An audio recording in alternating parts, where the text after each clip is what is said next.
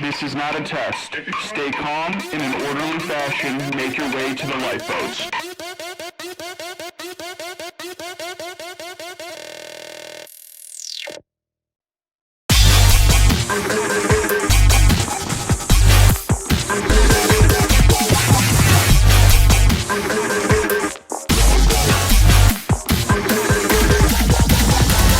Mayday, mayday, the ship is sinking.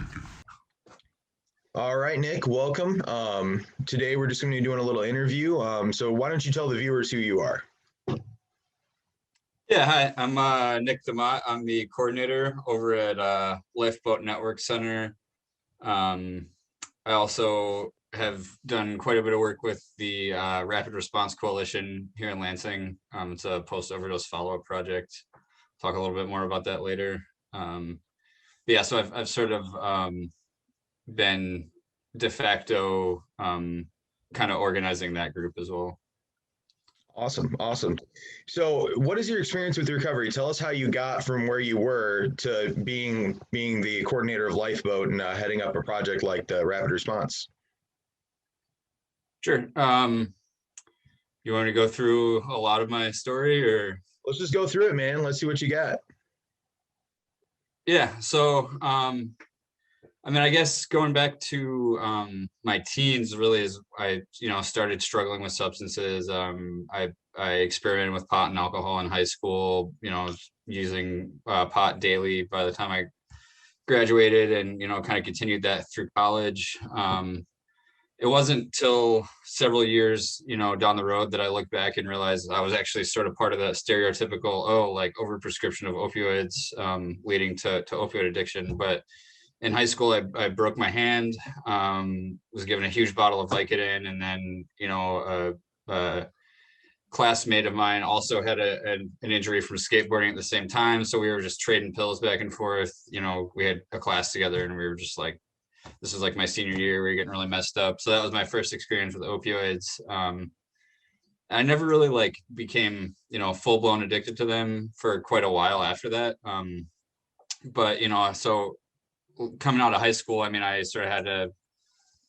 hadn't really tried it other than that bout with opioids and then pot and alcohol. I hadn't really done many other substances, but through college, I was very, I wanted to experiment. So, I mean, I tried psychedelics, and then ultimately it kind of led down the road of doing, I tried amphetamines. And then I had some roommates that were using heroin toward the end of my college experience. And they offered me some, and that was sort of my first, really starting on the path of when I ultimately became full-blown addicted. Tied in with all of that, I dropped out of college, started kind of traveling around the country. So I hitchhiked and rode freight trains around the country for a long time, which was in some ways an awesome experience. I got to see a lot of the country, meet a lot of awesome people, but there was also, that whole subculture and lifestyle is just full of rampant addiction issues. I mean, almost everybody that I interacted with was an alcoholic to a varying degree. A lot of people would wake up drinking heavily. And then there's a lot of obviously hard drug use and stuff on the streets as well. And so I actually dropped out of college, traveled for a little while. When I transferred back to a different school to finish, that actually is when I first had my full blown, heroin dependency, where I was having to use every day, or I would get sick and everything. So that was sort of the culmination of my several years of experimenting with substances and stuff led to a full blown heroin addiction. That really carried on for a couple of years. I mean, there was about maybe a year where I was using daily, and then I first started trying to get clean, kind of acknowledging that I had a problem I kind of fessed up to my mom. She was living up here in Lansing actually at the time, and I was down in Kalamazoo. So I came up here, I kicked, got clean for went through being sick for 4 days or whatever. And then the first time I just remember looking back, it's why did I think this was a good idea? But I thought oh yeah, if I just get over being sick, I can go right back to Kalamazoo, living in the same house where my roommates were using and everything, and thinking that it was going to be fine, that if I could just get over being sick, I wouldn't have a problem anymore. And obviously, as many people that have struggled with addiction know, that's not how it works. so yeah, I mean, even though I didn't really ever go back to full blown dependency after that, I mean, I continued to struggle for, several years off and on, primarily with hard drug and IV use. Really, I always say that my drugs of choice was heroin, but also my route of administration of choice was IV use, because even when I wasn't using heroin, I mean, I would use IV meth or crack. I mean, I partly was addicted just to the rush of intravenous use as well.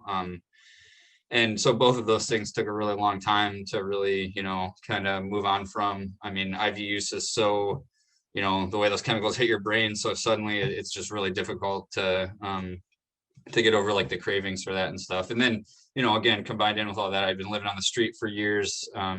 And so breaking out of that lifestyle was also very difficult.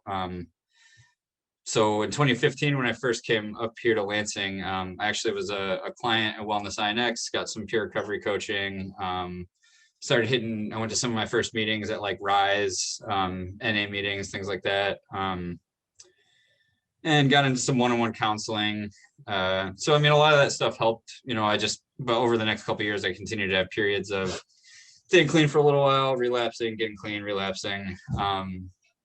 During that first period of trying to get clean, I was also in a pretty unhealthy relationship. So that kind of contributed to, I'd be successful for a little while, and then stress from that and everything would sort of lead me back down the road of addiction. And yeah, I mean, ultimately, actually about a little over 4 years ago now, I'd still been traveling kind of off and on, trying to settle down, trying to get and stay clean, and with varying degrees of success. And then I actually broke my heel and couldn't walk for several months. So I moved home again, was living with my mom, and that was the time where it sort of finally stuck in some ways. I mean, I'd been wanting to get off the road. I've been wanting to live a more stable life for quite a while, but finally the fact that I physically couldn't walk and, I didn't have any money, I hadn't worked in a while, kind of forced me to take several months of,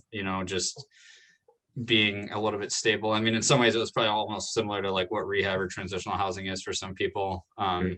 I did actually have a brief relapse after that in like 2017. But I had kind of started on the path of, getting a job and holding it down. When I did relapse, I ultimately ended up having my girlfriend at the time and my mom sort of manage my money for me, which again, I know that's kind of similar to what happens in transitional housing, where like I, gave them my debit card, gave them access to my bank account so they could see my money. So I mean, that was like a really big piece for me, was just not having, like, in early, recovery, like not having access to my money. Cause I mean, like when I would get those cravings, if I had cash in my pocket, it was, pretty hard not to just go out and use. So. Absolutely. So I want to ask, what was that, let's call it the aha moment. So both for the viewers who listened to our first teaching episodes, we talked about the stages of change. So what brought you from the stage from pre-contemplation, like not knowing you had a problem, to contemplation of realizing it was a problem? And then what took you into that preparation action stage? So like where you were ready to do something about that problem. What were those moments like? Sure. Well, I mean, I cycled through those stages quite a few times, I would say, but in the original sort of, when I realized that I had a problem in like 2015, my money was kind of a mess. I mean, I had just graduated college and I was just house painting, but like I didn't really have any sort of direction or prospects. And I was like, well, I got this degree, but I don't, like, I'm hooked on heroin. I don't really know what I'm going to do with myself. And so I mean, my bills were kind of a mess. I was hit my parents up and lying to have them cover stuff for me, but really it was just because I was using. And then I actually had so I was flying signs. I don't know if you know what that is, like holding a piece of cardboard to make money. And I had a husky who I was taking, she was my dog for a while. And unfortunately I was going to work, but then I had to go fly a sign to support my habit, and I was bringing my dog with me, and she got loose and ended up getting hit and killed. And that was like pretty big, like, wow, like my dog died because of pretty much directly as a result of my addiction. So that that one was really kind of, I think it was shortly after that that I sort of owned up to my mom and, you know, took my first steps to trying to get clean. And then, I mean, so down the road, you know, 2.5 years later or whatever, I guess one event that really sort of started me, you know, again, down the path of being in contemplation and preparation was, I had an overdose. I'd never overdosed the whole time that I was using prior to that. And I actually, I did a shot in my car in a park, like the parking lot of a park right over by for those that are familiar with Lansing, the what do they call it? The smokestacks over by off Washington Ave. I know where you're talking about. Yeah. Yeah, so there's a park, like a city park right there. I was in the parking lot. I did a shot, and somehow miraculously I was able to start my car and start driving. And then I and also super fortunately there was nobody around. Like I didn't hit anybody, but I overdosed after I started driving. If I had not been able to start driving, I probably would have, you know, I OD'd in the car and there was nobody around. So I mean, it's possible nobody would have found me, but because I started driving just a little bit, it was going like 5 miles an hour. I crashed up over the curb. Somebody saw, you know, called the ambulance. They revived me. And yeah, my mom and you know, girlfriend showed up at the hospital. They were pretty upset, obviously, understandably. And you know, I was facing I was delivery driving at the time for Jets, and I mean they you know, took my license. I was looking at a DWI. So that really kind of started me like, okay, like this is, you know, I can't keep doing this. I mean, I had already had a chunk of clean time prior to that, and I was like, you know, I just had relapsed and was kind of caught up in it again. And it's like, wow, like I need to actually take this seriously this time, you know? So, I mean, yeah, I just started hitting more meetings, kind of developed more of a support system. That's when I really got serious too about, you know, having them manage my money and things like that. So I guess that was sort of my preparation phase, was taking several of those different steps. Absolutely, absolutely. I really enjoy your story. There's a lot there, and it sounds like you kind of gave that really good example of the house kind of came crumbling down, and that's what brought you into that, like seeing things, like when that DUI came up and the really, I guess, the harsh reality of life came crashing in, and it kind of opened your eyes. That's kind of a cool experience there. You know, unfortunately, but cool that it happened the way it did. So. Yeah. So what sustains your recovery today? What does your recovery program look like? How do you keep sober on a day-to-day basis? Yeah, I mean, I guess there's a few different things for me. I mean, I've definitely, you know, support meetings have been pretty important at various times. So I have a daughter who is 9 months old, and that's taken up a lot of my time. So I haven't been hitting meetings maybe quite as much as I would like, but I was doing Refuge Recovery for quite a while. I really like that specific program. I mean, kind of prior to getting into my, you know, my full-blown addiction, kind of spirituality, like mindfulness practice and things like that were always something that I felt was beneficial. So I've been, you know, trying to reconnect with that. And that's, you know, Refuge is kind of based around that. So, you know, that program's been pretty helpful for me. And just mindfulness meditation in general, it's been something, you know, that like when I can take the time to slow down, sort of notice my thoughts, like even just in regards to like negative emotions, like if I start to get angry or overwhelmed with something, sometimes, you know, it's not like 100% of the time, but sometimes you can slow down and kind of just notice the almost like physical sensations in your body and sort of release those or let them go. I mean, for me, like the breath awareness piece really helps a lot. And yeah, I mean, I know that when I practice that regularly, it, you know, it's like a muscle. I mean, it gets stronger. My ability to use that tool is, you know, is better the more that I use it. Support systems, you know, just it, like having supportive people in my life that I can turn to and talk to. I mean, throughout my sort of recovery process, I've been in, you know, one-on-one counseling numerous times. I think finding a good counselor that you connect with and, you know, that you feel like is beneficial for you is an important thing. You know, I know, I mean, I used to have a pretty negative attitude toward counseling. It was just like, why do I need this, etc. but when I found counselors that I've connected with, sometimes it's helpful just to talk and get stuff off your chest, but also like, sometimes they can give you some really solid tools to work on, various areas in your life. Absolutely. So I wanna point out. So you said Refuge was one of the meetings you attend. So for people who don't know, what is Refuge Recovery? Yeah, so Refuge Recovery is it's a essentially Buddhist-based recovery approach. There's some similarities to 12 steps. So I mean, they have a book that they work out of. There's a sort of a program of reflecting on the harm that you caused during your addiction. Confronting that. It's not really laid out exactly like steps, but I mean, there are like throughout the book, there's various sort of processes that you go through to kind of reflect on and uncover, like aspects of your addiction. So I guess a lot of it's centered around the sort of Buddhist understanding of suffering. That's one thing that I found really beneficial about it. So I mean, Buddhism sort of sees suffering as it's almost like created by your mind in a lot of ways. So I mean, obviously there's always going to be bad things that happen in life, but there's and good things.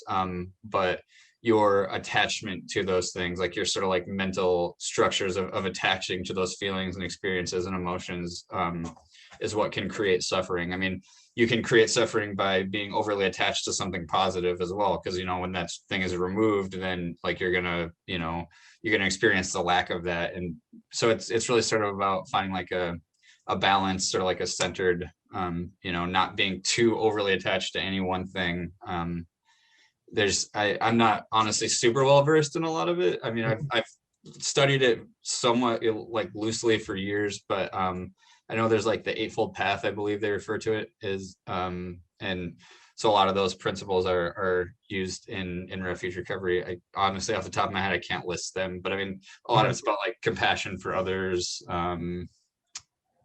Yeah, I'd have to look at it to remember exactly where they are, but Yeah, very cool.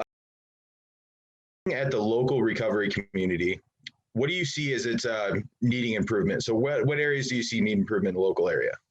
yeah, so I mean, that's somewhat of a tough one. I mean, I haven't been super heavily involved in the local recovery community until fairly recently, as part of this position. I mean, I've been to some, my share of support meetings and stuff like that. But I will say, I guess maybe sort of the vision that we have here at Lifeboat is that, we want to see more connection and dialogue across recovery pathways, across various treatment services. And so James, who also, works here at Lifeboat, and we're really trying to get this process started of almost like a needs assessment among the recovery community. We're having we're calling it the recovery community meeting. I think it's going to take some time. We're trying to just let it grow organically, but we'd really like to draw in, leaders from various positions. I mean, both maybe people more on the clinical side or people in treatment positions, peer recovery coaches, as well as, just people in recovery, people that are chairing meetings to really, come together and talk about what are the needs of the recovery community in Lansing. Like what are we missing? Like, I mean, we partly want to do that so that that can maybe help drive and be a voice for the programming at Lifeboat, but also, just in general, I mean, the point of, so Lifeboat is known as a recovery community organization. A lot of people might not be familiar with that term, but basically these are organizations, again, they cut across multiple pathways. The focus is on, sort of helping people sustain their recovery and being a sort of community space where people in recovery can come together, but also it's about advocating, to use I really like the, Faces and Voices, they're a national organization, but I like the name of the organization is really a motto for, the approach, like for us as people in recovery to be the faces and voices to the public of like, hey, this is what recovery is. This is why it's important. This is, also kind of helping advocate and point out barriers to recovery that sort of exist in our society and looking for ways to remove those. Just like a really easy example would be like maybe raising the awareness of employers around what it means to be in recovery and sort of reducing the stigma around people that are in recovery. Yeah, So that's awesome. So switching up, what about the national level? What do you think about that? Yeah, I guess I haven't thought about it a lot, but I do. I think a big one that everybody talks about is just like the funding. A lot of the funding goes, as far as I understand it anyway. I'm again not super well versed in this stuff. I'm kind of new on the scene, but like it seems like a lot of the funding dollars are going toward more like treatment. I think there is there's shifts happening more toward like also, funding like recovery supports, which is in peer support services, like kind of like what we do here at Lifeboat. But I do think that that's sort of an important shift, that like peer support works. There's also science and research going on, to document the effects of these types of services. So I think that's important work, and I'm sure like as that becomes documented, like it'll kind of open up some of that funding. But I just think that yeah, I don't know, ARCO or Faces and Voices, they sent out newsletters kind of updating things on the national level. And it was pretty interesting that I think two of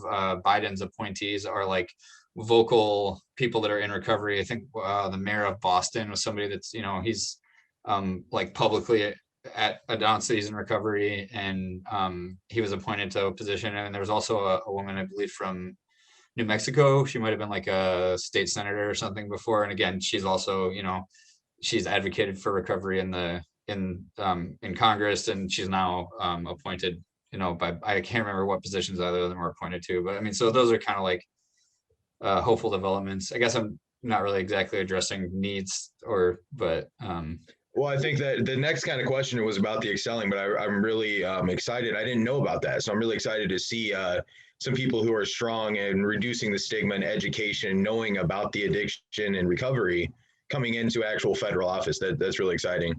Yeah. So do you have anything on what the issues you think might be on the national level? So I guess I can speak a little bit. One need that has sort of been being discussed recently. I guess maybe for me, I would say there's two that really stand out to me just on my own knowledge base. One is that there isn't really sort of a national standard, I guess, for recovery coaching or recovery community organizations. There are standards, but there's not like a nationally accepted certification. There's all these different, state to state. There's some like sort of regional certification processes, but there's not one uniform like sort of universally recognized accreditation process. So I think that, again, kind of coming along with the science and everything, that stuff is in the works. But I think that as people doing this work, like we can be the strongest voice for it to say, okay, like here's what this looks like to do it well, and let's set some standards so that, if somebody is a recovery coach in one place, they can, go to another place and still be acknowledged and accepted. Like CCAR is pretty recognized among the entire community, but in terms of like state and national governments, I think that, there hasn't been any sort of uniformity yet. So and there's just been some discussion in some of the like meetings and stuff that I've attended around, moving toward that. So I think that's one. I think it will sort of lend more credibility to the field, if we're nationally recognized. Like within the field, we all kind of know, like when we've had the trainings and things like that, we're well versed in it. But in terms of like the public recognizing and acknowledging the benefits of this of peer recovery support, like I think, developing some national standards would be helpful, because then we can say, like, especially if we have some research to back it up, we can say like, hey, look, this works. Here's why. Here's how you do it well. Like, here's why you should fund it, essentially. And then the other piece to me, and I think James and I, this is something that is important to both of us here at Lifeboat. We're not really sure how to like initiate this process, but the sort of diversity, equity, and inclusion. In a lot of the conversations I've been in, this continues to come up that, minority communities are often underrepresented, especially like in formal treatment. There's just like an underrepresentation of like clinicians from among minority communities. And, if you're going to go into a treatment center and nobody looks like you, nobody has your specific kind of cultural background and doesn't, like that's a barrier in and of itself, like to people wanting to enter and stay in treatment. And then also, I'm sure that it looks different in different local contexts, but like specifically here at Lifeboat, we would really like to do an intentional process to, engage some of those kind of underrepresented communities and involve them in the work that we do here. I mean, it's something that, you know, it's always something to think about, right? And like, it's difficult to know how to go about that. I mean, but we're, you know, it's something that's important to both of us. ARCO is actually, we've recently been using this diversity, equity, inclusion tool from the NEA Casey Foundation. That it's a really simple worksheet. It's about 5 questions long, but it's sort of just like a nice framework for like looking at your programming and kind of asking some questions like, okay, I think it starts off with like, what is the sort of racial and ethnic composition of my local community? And then how do I want my, you know, like, does my programming reflect that community or not? And then sort of some steps you can take to, you know, try to move toward that. So That's amazing. That's amazing. So what other areas do you think that the recovery community is excelling in? You kind of talked about that. We're starting to get some more on the federal level. We're starting to get some people who actually have some knowledge of addiction and stuff like that in recovery and how that looks. So what other areas do you see on a local and on a national level? Do you see the recovery community excelling? I mean, I guess honestly, I'll say when I started here at Lifeboat, I did not know what an RCO was. I think the term itself is pretty new. It stands, like I said, it's Recovery Community Organization. I mean, I think RCOs have been around for a while. I believe like CCAR is an RCO. I believe so. So yeah, I mean, since, you know, I think going back to maybe even the 90s, like this movement has been growing, but you know, I think there's a lot of work that remains to be done. So I mean, I think that's an exciting development for me. I mean, a lot of recovery, I guess, it seems like it's sort of fragmented into like, you go to treatment and then you go to support groups, primarily 12-step. Not that I'm not like knocking 12-step or anything, but you know, again, with like a multiple pathways approach. I mean, for example, like my formal treatment experience was just a round of IOP and OP. Like I never went to a rehab. I didn't go to transitional housing. You know, I know for other people, like medication assisted treatment is something that really helps people get stable. And I mean, you know, so I guess to me, what's exciting about the RCO movement is that it's kind of bringing together people from all these different pathways and creating a space where like we can dialogue, you know, really trying to remove some of those barriers of like the sort of different people knocking each other's, you know, approach to recovery, and instead just saying, hey, like if this works for you, like let's talk about it. Let's see how that, you know, help me understand why that works for you. Okay, here's what works for me. And really just, you know, trying to advocate for recovery as a whole, like so that we can, you know, help more people get into recovery. So our RCOs are, you know, again, that's sort of our mission here at Lifeboat, is just to be a space where like whenever somebody walks through the door, gives us a call or whatever, wherever they're at, if they're actively using right now, we can help get them, you know, navigated into appropriate services. I mean, if they're not open to formal treatment, at least we can offer them, you know, to come up here and attend support meetings, or even, I mean, I'm a pretty big proponent of harm reduction. So, you know, if somebody is actively using IV, or and especially if they're using opioids, I mean, like, if they're not going to stop using right now, like connect them with at least stuff that's going to help them be healthier and safer. Get them Narcan, you know, get them access to clean syringes, so that, you know, because I mean, if they don't already have, like, if they haven't already harmed their body, then like, if they're going to keep using for now, like decrease the chances that they're going to do a bunch of significant harm to themselves before they can, you know, ultimately make that choice to get into treatment. I know I've seen, again, I can't remember the exact number, but I remember reading a study that, you know, people engaging in harm reduction are something like 4 times more likely to ultimately enter treatment and recovery compared to those that aren't using those services. So that's, you know, again, that's a big thing for me. Also, never use alone is like something that I would really like to advocate for. There's a national hotline, a 1-800 number you can call, where if somebody's using, they can call that. If they're going to use alone, they can call this number and it will ping them. So like they tell the, you know, they tell the person, hey, I'm, you know, going to do this, and then the number will call them back within like a pretty short time frame. And if they don't answer, like there's a few steps, I think, but ultimately the number will alert first responders to check on the person, make sure they haven't overdosed, or even like informally, you know, I'm just like, if somebody's going to use a loan, like they should contact a friend or something. I mean, I know it's really difficult, especially as people, if you've like got started to get into recovery and you relapse, like there's a lot of shame and guilt attached to that. So I mean, a lot of people, but you know, I've lost a lot of friends to overdoses, and I just, to me, like that's, you know, one way that we can start trying to reduce those deaths is, you know, just trying to advocate for some of that stuff. So. Right. So yeah, I think there's a couple of really big points that we should hit on there. So one is the stigma within the recovery community. It doesn't really get talked a lot, and I like the fact that recovery community organizations are really taking a stance on that. Like, there's no one way to recovery, right? Different strokes for different folks. So kind of realizing that inside of the recovery community, that my way is not the best way and not the only way. And then the other piece that I thought was something we should kind of touch on for anybody. Maybe there's some people in active addiction that might be listening, someone who maybe went back out and started using again. So with that being said, the fear of legal problems through contacting something like that, through going through some harm reduction, maybe getting the stigma put on them in that way, going and getting an Narcan, or maybe going to the ER or something like that when they're having a problem like an abscess or something. So can you talk on those 2 points? Yeah, I mean, I think it's different in every local context. I mean, I'm pretty hopeful here, specifically in Ingham County.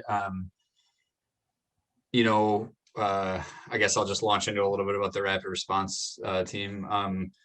We, you know, so there's,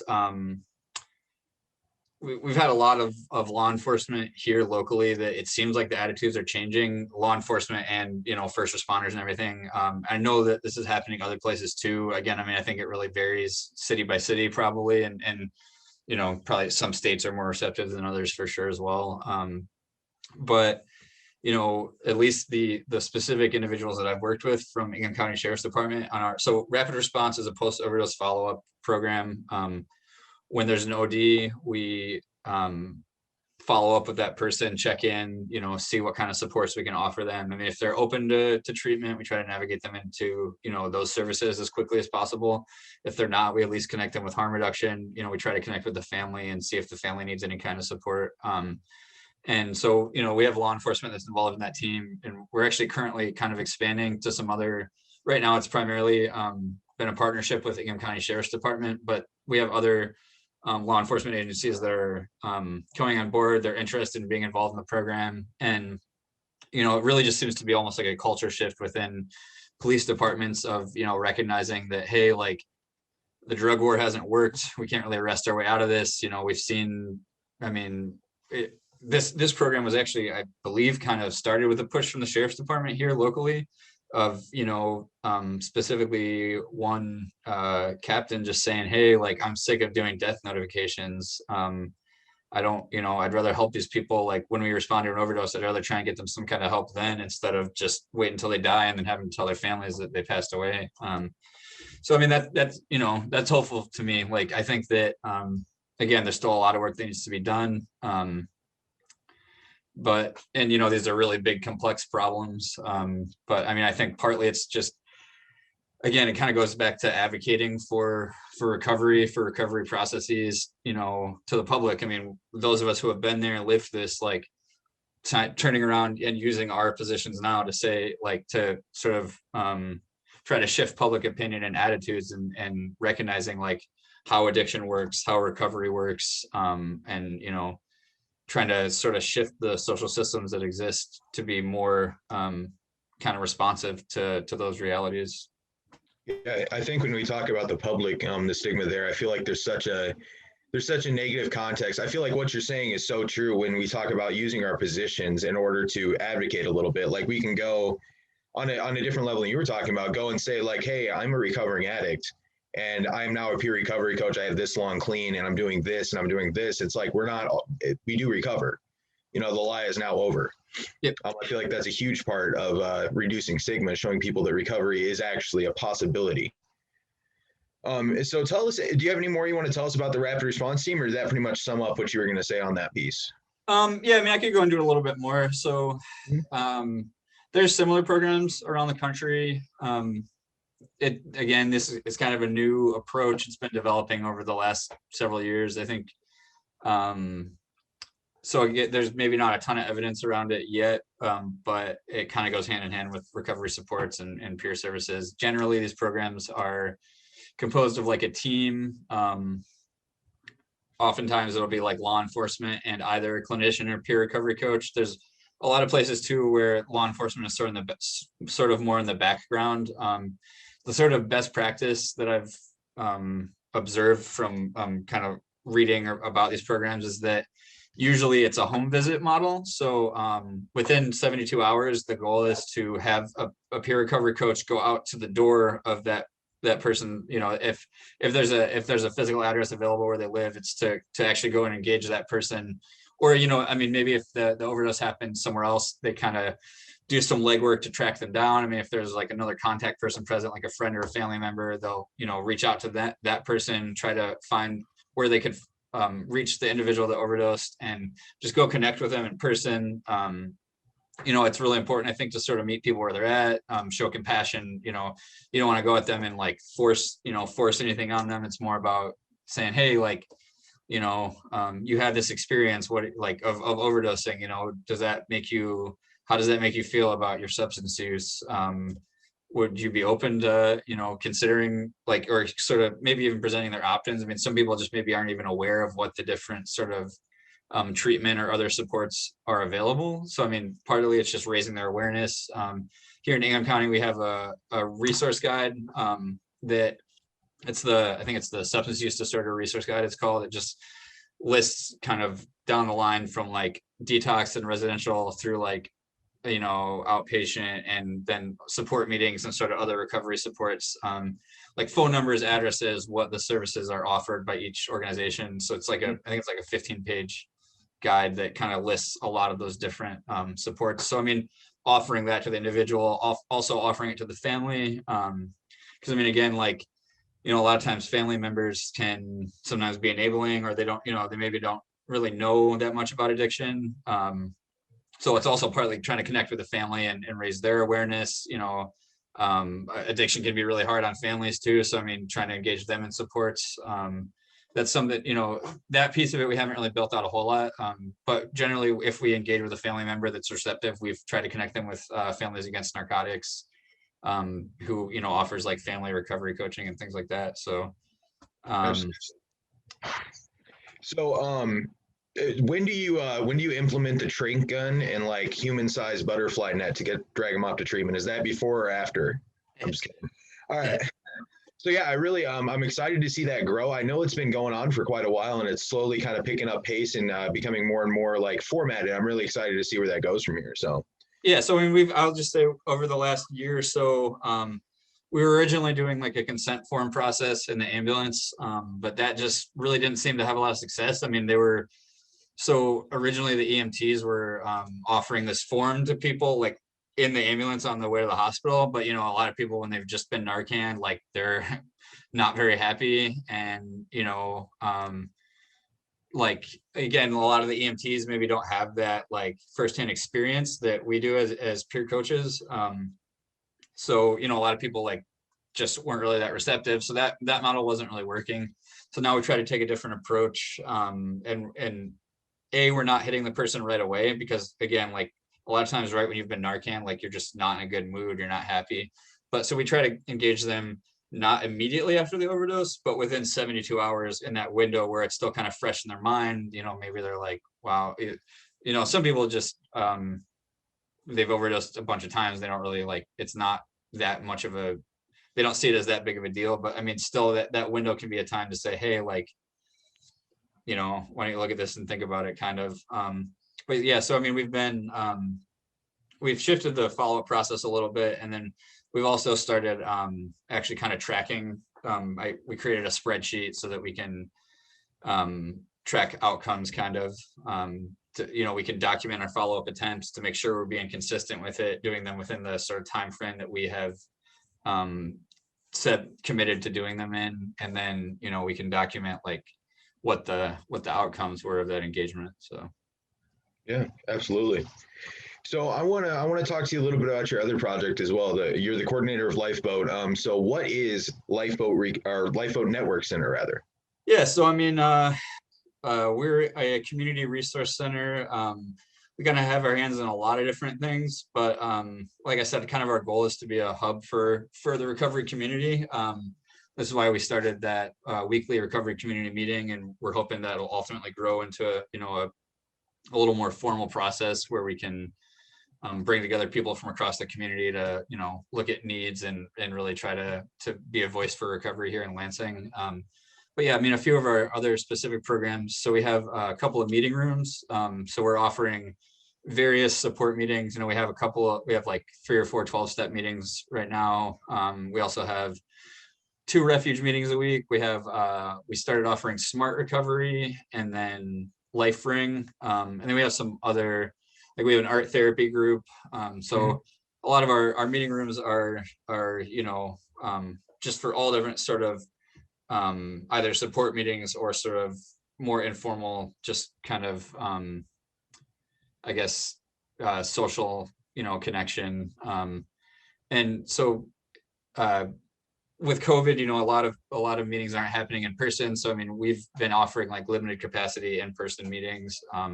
Usually they're hybrid, so the meeting might be happening over Zoom, but you can come here in person, so you can kind of get some. We try to be here like half an hour or so before the meeting, so we can greet people and engage with them if people are wanting to come out in person. And then we have some meetings that are actually being chaired here on site, but then again, even with those, we do offer a Zoom link. So again, for people that that don't want to come in person, they can still attend that way. We're also doing one-on-one peer recovery coaching. James and I are both CCAR trained, so that's another service that we're offering. And peer recovery coaching, for those who don't know, it's sort of a process of meeting with somebody in recovery to identify their goals in various areas, and then sort of supporting them in attaining those goals, kind of holding them accountable. And then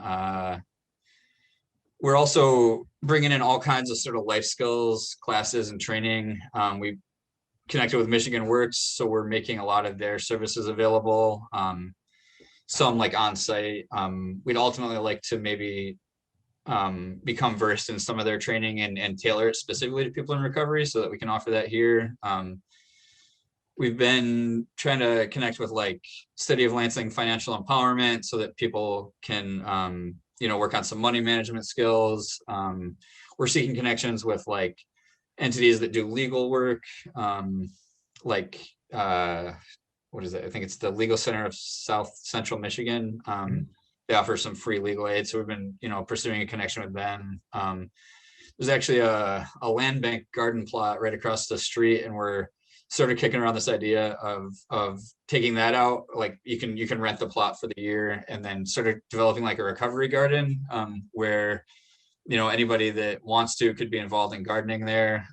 We'd partly like to have it available for people that need community service hours to come volunteer. And then, we're hopeful too that during the summer we could actually start to have like some meetings over at the garden. So, sometimes it's nice to just like meet outdoors, or even like some yoga classes, things like that. So yeah, I mean, really it's that sort of piece of our programming is just trying to offer classes and training related to various life skills areas that people in recovery, can maybe use some support in. So, I mean, a lot of times when you complete treatment and things like that, there might still be a lot of gaps, that you, I guess, in your sort of recovery capital, like things that you can still, work on developing to really strengthen and bolster your recovery. So, I mean, we're just trying to offer as much of that stuff as possible where people can come in, catch some meetings, have some social interaction, and then see, oh, hey, like, this class and this training seems like something I'd really be interested in that could help me grow as a person, and they can attend those. And then we're also gonna, we're working on offering some recovery specific stuff. So I mean, connecting people to Hope Not Handcuffs Angels training. We'd like to route a couple people into the CCAR training through Lifeboat. So just recovery specific training as well. Yeah. So it kind of sounds like a touch point for pretty much anywhere someone's at in their recovery or still in active using. They can come in and get whatever help they're desiring. It kind of sounds like it's all inclusive. So yeah, that's a really cool project you guys are working on, or not project, I guess, a business you guys are opening over there. So that's it's really I think going to be really beneficial for the local community. Absolutely. Maybe the national community, when they start seeing what's going on here, maybe they'll recognize as something very beneficial for the recovery community. So yeah, we're definitely excited. Oh, and we do have we have 4 computers too available to the public for, again, like if people don't have their own technology, they can use it to, you know, join training and things like that on Zoom. We've had some people working on like community college classes. You know, we'd like to make it available for people that want to, you know, do their GED, job searches, and just filling out job applications and things like that. We're actually kind of in the process of getting plugged in with My Bridges as well, which is like a, you know, it's through the Michigan Department of Health and Human Services. It's, you know, usually people think of it as like where you go to apply for public assistance, like Medicaid or food stamps, but they actually have a whole comprehensive resource list where like you can, you know, if you create an account in My Bridges, you can look at the different various needs that you have, and it'll kind of just spit out all the different local resources that are available to you. So we're also, James and I are kind of becoming versed in that system so that, you know, we have that as a tool to help people find, you know, if, I mean, we have a lot of resources that we're already aware of, but that's just like another layer where like, if there's a specific area of need that we're not super familiar with, it can kind of help plug us in with some of those. So. absolutely. That sounds amazing. So if someone's interested in maybe getting involved with Lifeboat Addiction Recovery Services or Lifeboat Network Center, how would they go about doing that? Or if someone's interested in just learning more about you, is there a website they can go to, or what does that process look like? Yeah, so we have a website. It's lifeboataddictionrecovery.org. We also have a Facebook. We just kind of rolled that out recently. But we've been getting on there and posting like every day when we have a support meeting coming up. We've been, you know, putting the notifications out there. So that's a good way to kind of see what our day-to-day programming looks like. And then, yeah, I mean, you know, we want to be open as a drop-in center right now because of COVID. For capacity, we are just asking people to, you know, give us a call, ideally before they come in. Like if you want to use a computer or something like that, to just give us a call, to, you know, that way we can kind of monitor, make sure we're not getting so many people in here that it's going to be, you know, potential COVID risk. But yeah, so I mean, should I list our office numbers? Yeah, go ahead and throw your office number out there just in case somebody wants to plug in. Yeah, so the main Lifeboat office number is 517-977-1772. And then that's a lot of sevens. yeah. So again, 517-977-1772. There's also like a sort of an after hours cell phone, because right now our public hours are basically 11 to 4. But a lot of our meetings are in the evening. So if somebody wants to call an RSVP for a meeting outside of that time, they could call 517-488-8843. Or yeah, I mean, we also have the Facebook page. People can, you know, comment on or message us on there. I believe there's like an info email through the website too, where people can kind of, you know, drop questions and things like that. So yeah, those are the kind of the main ways. I mean, people are welcome to just show up too, but if, you know, if we have too many people, we might have to just like have somebody wait out in the hallway for a while. So like our physical address is 913 West Holmes Road, Suite 285. So yeah, I mean, Michigan. Sorry. And that's in Lansing, Michigan. Lansing. Yep. 48910. Yeah, awesome, man. Well, thank you so much for being on the podcast today. It was a pleasure having you. I really enjoyed hearing a little bit about your story and your visions moving forward and what you're participating in today. So yeah, happy to be here. Thanks for having me. Yeah, absolutely.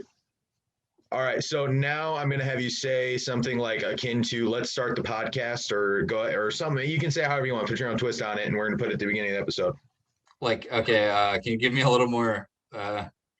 Like some of them are like, "Can we just go ahead and start the podcast?" Or like, "Start the podcast, people," or something like that. Just something like before we play the intro music, that's what we play. Okay. All right, let's start the podcast.